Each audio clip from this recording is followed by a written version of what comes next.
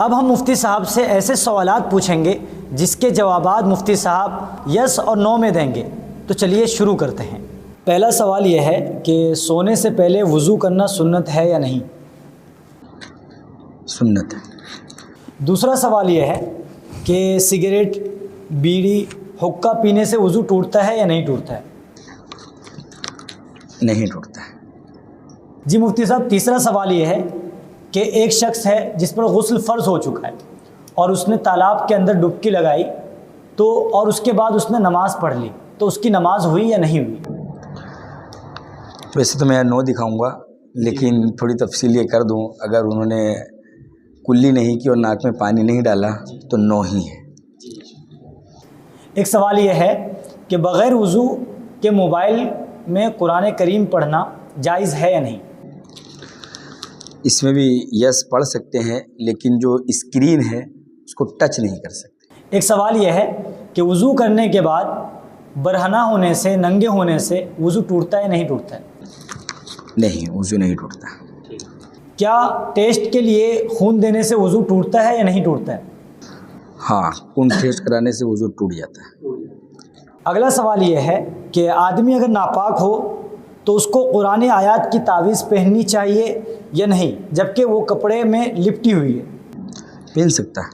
ٹھیک ہے. اگلا سوال یہ ہے کیا شیرخوار بچہ، دودھ پیتے بچے کا پیشاب کپڑے پر لگ جائے تو کپڑا پاک ہے یا نہیں؟ نو، ناپاک. اگلا سوال ہے کہ کتے کا جسم اگر کپڑے پر لگ جائے تو کپڑا ناپاک ہو جائے گا؟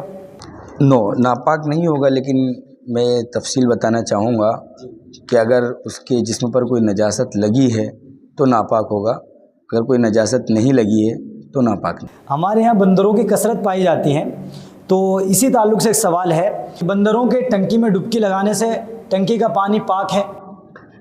نو، ناپاک. اسی طریقے سے اگلا سوال ہے کہ چیل کوے کی بیٹ اگر پانی میں گر جائے تو پانی ناپاک ہوگا؟ نہیں، پانی پاک رہے.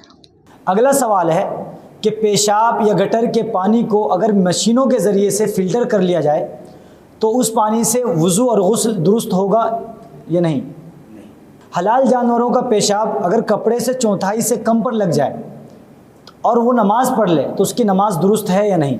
نماز ہو جائے گی، لیکن دھو لینا بہتر ہے. اگلا سوال ہے کہ ہماری اسکن پر کوئی ایسی چیز لگ جائے جو پانی کے پہنچنے میں بیریئر ہو، مثال کے طور پر نیل پالش لگی ہوئی ہو، فیوی کک لگ جائے، تو ایسی صورت میں وضو اور غسل ہوگا یا نہیں؟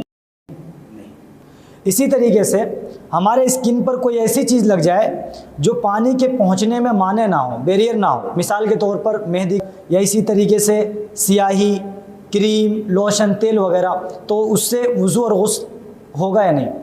ہو جائے گا. حیض اور نفاس کی حالت میں عورتوں کے لیے ذکر و اذکار کرنا، مثلا درود شریف پڑھنا، استغفار کرنا، یہ جائز ہے نہیں؟ یس، جائز ہے. جی شکریہ. اور یہ آج کی محفل کا آخری سوال ہے کہ حیض کے دنوں میں عورت کے لیے قرآن کریم کی تلاوت کرنا، نماز پڑھنا، روزہ رکھنا، قرآن چھونا یا خانہ کعبہ کا طواف کرنا، یہ ساری چیزیں جائز ہے یا نہیں؟ نہیں. شکریہ.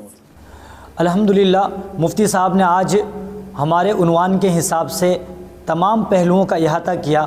تو ناظرین، طہارت و نظافت کے متعلق آپ کا بھی کوئی سوال ہو تو آپ ہمارے چینل کے کمنٹ باکس میں ضرور لکھیں. الحمدللہ ہمارے پاس مفتیان کرام کی ٹیم ہے، آپ کا کوئی بھی سوال ہو ہم باقاعدہ اس کے اوپر ویڈیوز بنائیں گے اور آپ تک شیئر کریں گے. انشاءاللہ ہم ملتے ہیں اگلی ویڈیو میں. حیات باقی، ملاقات باقی. اللہ اکبر، اللہ اکبر.